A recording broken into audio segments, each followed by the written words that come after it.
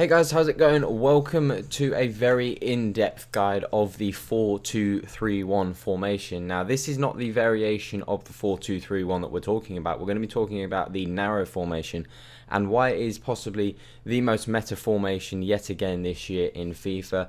And we can see with the 4-2-3-1, the narrow version, which we'll go on to on our custom tactics, why this is the most popular formation, and especially it's a formation used a lot by pros. And the reason for that is because it does not substitute anything. You can see we have a solid back four, so we're not giving up by using a three back. We're not giving up any width on the wings. You know, we have a solid midfield with good CDMs. We still have width with our wide cams, and we still have a good amount of options going forwards in attack. So it's a formation that is very good because it doesn't substitute anything. You don't have to sacrifice any particular area of attack or defense or protection in midfield.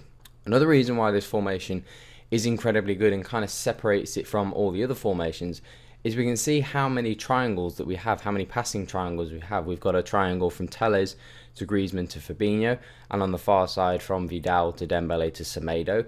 We've got a triangle from Griezmann to Firmino to Fabinho. We've got one from Firmino to Dembele to Vidal, and we've got triangles from Griezmann to Firmino to Mane, and we've got from Mane, Firmino and Dembele. We have so many triangles.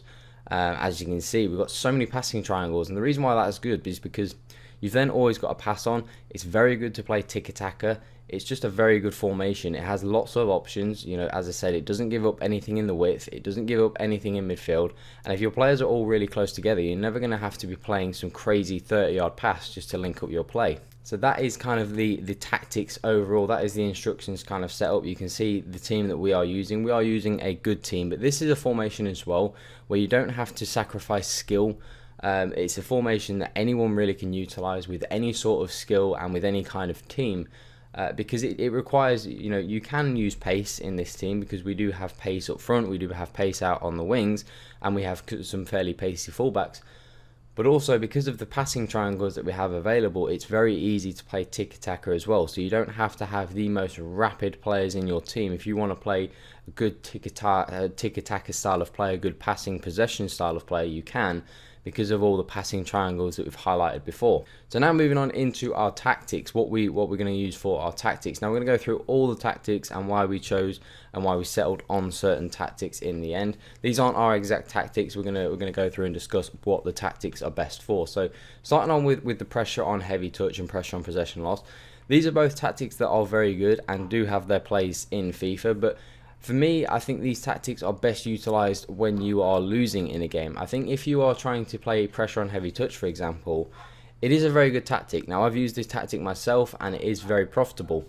However, the thing is with something like pressure on heavy touch, if a guy, let's say, is in his own half and he's in his 18-yard box and his defender takes a heavy touch, your team, as you can see, absolutely just goes gung-ho trying to get that ball back. And don't get me wrong, sometimes you will win that ball back and that will result in a goal.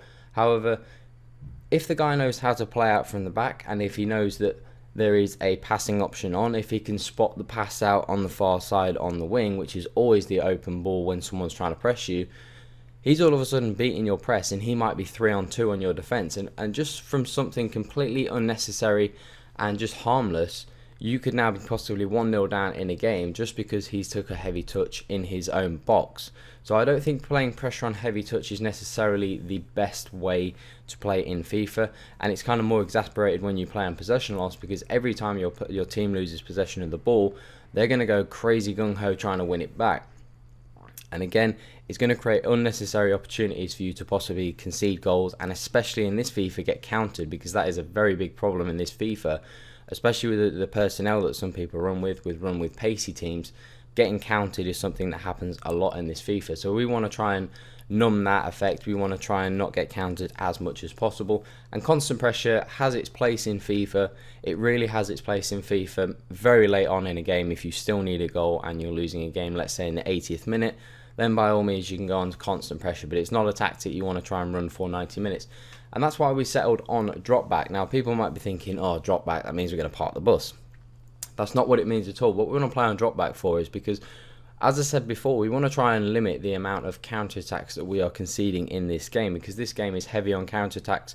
People are heavy on pacing their team, so we want to try and numb the amount of counter-attacks. So we're just going to drop back 15 yards, and we're going to be more solid. We're going to try and limit the amount of through balls in behind, because again, that's another very effective way of scoring goals this year, is those through balls in behind. So we want to try and limit the amount of through balls we concede, the amount of counter-attacks we concede by playing on drop back. Now width, I've decided to go standard on the 5, because if we go too shallow, too narrow on our width, you can see how narrow the back 4 is. Now, the majority of people that do play FIFA play with wingers.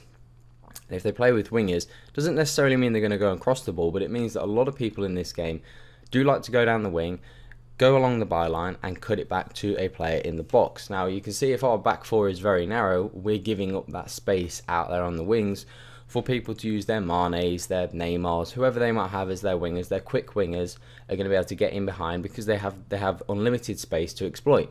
So we don't want to go too narrow on the depth, and we also don't want to go too wide on, for example, 9, 8, 9 or 10, because now you can see the gaps also. This will also affect your attacking play, because now your team is a lot wider. So that tick attack, those triangles that we talked about before, are now going to be even wider and longer triangles. So that tick attacker style of play is now going to be a lot harder to play, because the gaps between your players are a lot bigger, and also it's going to stretch out your team, but it's now going to leave you very open in the midfield. So we settled on 5. We like to keep it nice and standard. We still get that width out wide, so we still are able to kind of protect the wings, but we still are pretty solid and compact in midfield. Now, depth-wise, we decided to go on 4. We didn't go 1 depth drop back, because we don't want to go too deep. We don't want to be sat on our goal line and just protecting the goal, because then it makes it very difficult to get out if a guy is using a press. And we also don't want to go too high, because if we go too high, it negates the effect of the drop back, because then we'll just be conceding counter-attacks no end. So we decided to stick on 4. You could try on 3. It does play a little bit deeper. It does make it a little bit more difficult to get forward and create attacking opportunities. I then switched it up to 4 when I was trying and testing this formation out, and I found that I was still very, very solid in defence, but I was able to get forward and attack and create more attacking opportunities going up the pitch. So now to the offensive style. Now, we have long ball, which is a very good option with this formation, because as I said, we do have those passing triangles, but we do want to also create those runs in behind. You know, if we have our pacey players up front, which some people like to play with, we want to utilize that. So we want to run in behind. We want to create those opportunities in behind. So using long ball is a good tactic. However, if there is a turnover of possession, if, for example, I have the ball on my right DM with Vidal, and I look for a ball over the top for Dembele, if that ball gets in, Dembele's in, he's going to be able to cut it back, because we've got some players going forwards. If, however, that ball doesn't make it, it gets cut out for whatever reason. Now we've negated the effect of our drop back. We've negated the effect of our depth, because now we're going to get countered, because we've told all our players to run in behind, and those 4 players, you know, Mane, Griezmann, Firmino, Dembele, those guys that are running behind those attackers in my team, are now not going to be able to help me defensively. So it's going to make it a little bit easier for the guys to counter attack me. Fast build-up completely negates the effect of using drop back, because all your players will now just be very sporadic over the pitch. Your team formation, your build is just going to be all over the place. You're going to have players running all over the place, and your structure of your team is just going to be completely just nothing. It's not going to be a formation, and it's just going to make it so difficult to try and defend. Playing on possession is a possibility. However, it means that everyone is going to come short to the ball. It means that you're going to have no runners going in behind, and that's just very, very easy to defend, because everything is in front of the guy's back 4. You do need runners going in behind. You need him to give him something different to think about. So playing on possession is good, possibly if you're in the lead. But if you're, for example, behind in a game, or if you're at 0-0, it's not a great way to start out the game. It's quite a negative way of playing with that possession, because you're just asking everything to be in front of the guy's defence. So I've chosen to keep it specifically unbalanced. It lets me control how many players are running behind. I can trigger the runs myself, and whether I want to use those runs or whether I want to use those runs as decoys. Everybody's going to keep those passing triangles that I want, because I like to play a tick-attack style of play. So balanced is, I think, the best way to play with this formation. Width we've kind of discussed with the defense. We don't want to go too wide, because it just negates the effect of those little triangles that we've created with this formation. We don't want to go too narrow because if we go too narrow again, it just makes it very easy for it to get countered down the wings, because you can see our back four, how narrow it is. So we want to keep a good width, so I've decided to keep the width on around 6. I think that's good, a little bit more wide than we are when we're defending. Players in the box, we've also decided to keep on the 5 on the standard, because if we go, let's say, on 2, we've only got 1 player in the box. Now, a good way of scoring goals in this FIFA is obviously those cutbacks. If we go down the wing, we cut it back to our players in the box. It's a very good way of scoring goals this year. If we've only got 1 player in the box, it's very, very unlikely that we're going to pick that 1 player out in maybe 4 or 5 defenders that the opponent has in the box. And if we go the other way, and if we go, let's say, to 9, it just gets too crazy. You've then got so many bodies in the box. If you've got 5 of your players in the box, as you can see on the diagram, and if the opponent's got, let's say, 5 of his defenders, you've got 10 players in the box. It's just too crowded. Even though you've got more players in the box, it's still going to be so difficult to pick one of your players out, because there are so many players in the box, and it's also going to be very, very difficult to even get a shot off, because there are so many players in the box. So even if you do find a cutback, it's going to be very difficult to get that shot on goal. So we'd like to keep it kind of standard on 5. We still get 3 players in the box, as you can see, but we have a couple of players on the edge of the box to cover any possible counterattacks that may occur. If we don't pick out one of our players, we still have our DMs, we still have maybe one of our cams on the edge of the box to prevent that counterattack. Corners and free kicks is kind of more a as and when, what do you want to play, what your style is. I typically go on 1 on corners and free kicks, because I'm not someone that crosses the ball on corners, because I don't think it's very effective this year. Same on free kicks. I typically have a short corner routine and a short free kick routine that I like to run, and also playing on those 1 corners and 1 free kicks, it means that we don't have any players really in the box. So again, it all builds on layers on top of that idea that we don't want to get countered. So by having only 1 player in the box, most of our players are going to be back behind the ball when we're defending, so we negate those counterattacks. Now, going into the instructions, the final part. Up front, we've got our striker on stay central and getting behind, because we do want him to get in behind. We want to stretch the defence. We want to give the guys some problems in behind. So we're going to get our quickest striker, which in this case is Mane, on stay central and getting behind. Roberto Firmino in this team we've got on stay forward. We want to keep that cam on stay forward, because we want him to be able to link up with Mane, especially if we have our own counter attacks. We want to have those 2 players linking up, and we want to keep those players close together, because those 2 are very important in this formation. They're going to create a lot of your opportunities in this team. Our wide attacking left and right mids, I've kept standard across the board. We've left them on comeback. We've left them on basic defensive support, because if we move them on to comeback on defense, yes, it's going to make it more solid in defense, but we're already playing on drop back. We're already playing on 4 depth, so we don't need to have so much. We don't need to have everyone back, because it's going to make it then very difficult to attack and try and score goals. So we're going to keep them on basic, and at the same side with Dembele, we're going to keep him on the basic as well. But because now we have told Griezmann and Dembele, our left and our right attacking midfielders, to come back on defence and to help out as and when needed on that basic defensive support, they're going to help as and when.